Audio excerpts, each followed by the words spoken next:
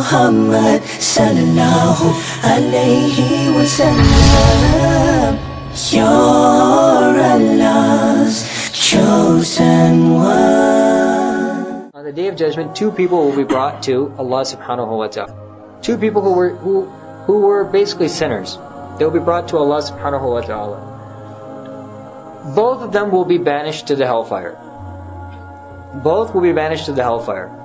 After being banished to the hellfire, one of them will hear the pronouncement of Allah that you are banished to the hellfire, and he will start running towards the hellfire. Running just as fast as he can towards the hellfire.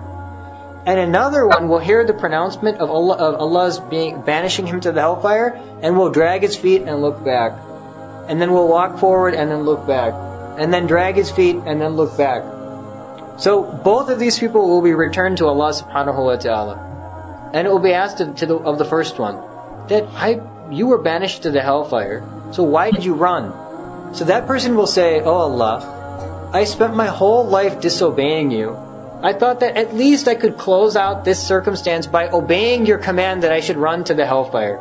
So you said go to the hellfire, so I ran as fast as I can to obey your command. Allah subhanahu wa ta'ala forgives that person and puts them into Jannah. for some excuse, puts that person into Jannah. Then the second person is asked that, you were banished to the hellfire, you dragged your feet, you looked back, you dragged your feet, you looked back, you dragged your feet, you looked back. So, why?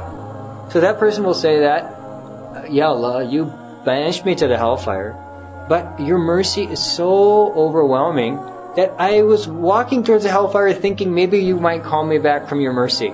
Then I walked forward, then I looked back thinking you might call me back from your mercy. Then I walked forward, then I looked back thinking you might call me back from your mercy.